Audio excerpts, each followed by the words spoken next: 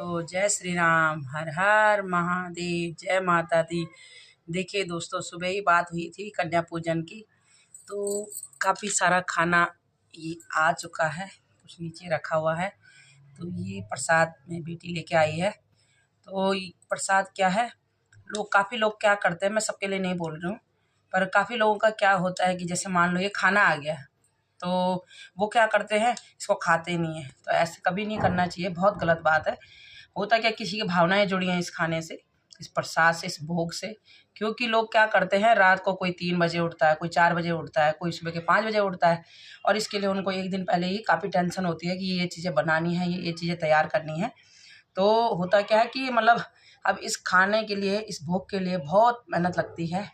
मतलब इसको बाज़ार से लाने में भी, बनाने में भी, इसको व्यवस्थित करने में भी, फिर कन्याओं को खिलाने में भी तो काफ़ी टाइम जाता है। तो आप कभी भी हो, इस भोग को ये मत समझें कि मतलब दूसरे का घर का है, नहीं, ये हमारे भाग्य का है, इसलिए हमारे घर पे आया है।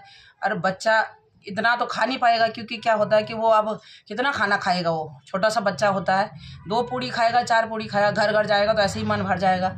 तो इसको कभी बर्बाद नहीं करना चाहिए, इसको खाओ, ये माँ का प्रसाद है, और इसको खाओगे तो आपकी भी बुद्धि शुद्ध हो जाएगी मेरे हिसाब से। तो कभी भी इस अन्न का अपमान ना करें, क्योंकि इसको कमाने के लिए बहुत दूर दूर जाना पड़ता है, पूरे दिन भर मेहनत करनी पड़ती है।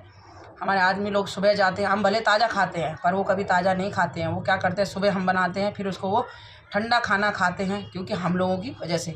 तो इसलिए इस भोग को कभी भी बर्बाद ना करें, मेरा तो ये मानना है।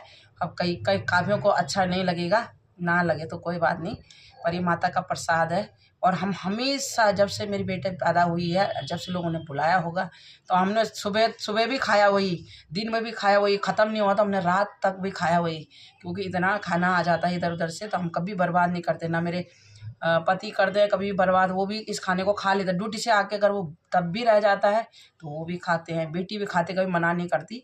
तो हम कभी भी इस खाने का अपमान नहीं करते हैं। दूसरा, हम बाहर कभी, मैं काफ़ी टाइम अपने घर से बाहर देखती हूँ तो लोग बाहर भी रख के चले जाते हैं, यानी ये कोई पत्थर है वहाँ पर फेंक देते हैं, तो बहुत बुरा लगता है। क्योंकि देखो, लोगों ने इतनी मेहनत से खाना तैयार, भाई इसके अंदर बहुत मेहनत लगती है। क्योंकि मैं पहले व्रत करती थी, अभी मैंने किया नहीं है व्रत, मैं कोई ज्ञान नहीं दे रही हूँ, पर आप, मैं आपसे विनती है कि आप इस खाने को बर्बाद ना करें। ये माँ का आशीर्वाद है। अगर आप अच्छी भावना से देखोगे ना, तो ये प्रसाद ही सब कुछ है, क्योंकि हमारे घर तक चल कर आया है। तो इससे भाग्यशाली हमसे ज़्यादा कोई नहीं हो सकता है।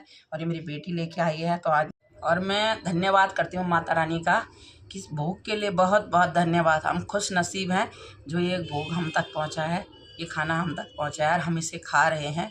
तो इससे ज़्यादा खुशकिस्मत कौन हो सकता है। और मेरे को तो वैसे भी माता रानी एक कन्या दी है, मेरी एक ही बेटी है, और मैं नहीं सोचती कभी किसी के जैसे कि बेटी और बेटा क्या होता है। देखो, बेटियां भी उसी माँ से पैदा होती है और बेटा भी। तो कभी कोई भी इंसान कभी भी किसी के लिए गलत शब्द ना बोले, बेटी हो चाहे बेटा हो, एक ही होता है, कभी किसी के लिए नहीं बोलना चाहिए। क्योंकि भगवान ने दिया है तो कुछ सोच समझ के दिया है, तो इसलिए आप इस बात का ध्यान रखें और कन्याओं का सम्मान करें। क्योंकि माँ जब देती हैं तो वो कुछ नहीं सोचती, फिर वो दे देती हैं, वो इतनी भोली होती हैं कि वो दे देती हैं, हम जो मांगते हैं वो देते हैं। तो इसलिए आप हमेशा खाने का भी सम्मान करें और बच्चों का भी सम्मान करें, और सभी पर, जो भी मेरे से जुड़े हैं, सब पर माता रानी का आशीर्वाद बना रहे और आप खूब फलो फूलो इस संसार में। माता रानी सब पूरे संसार की रक्षा करे। बस मैं इसी के साथ अपनी वाणी को विराम देती हूँ। जय माता दी।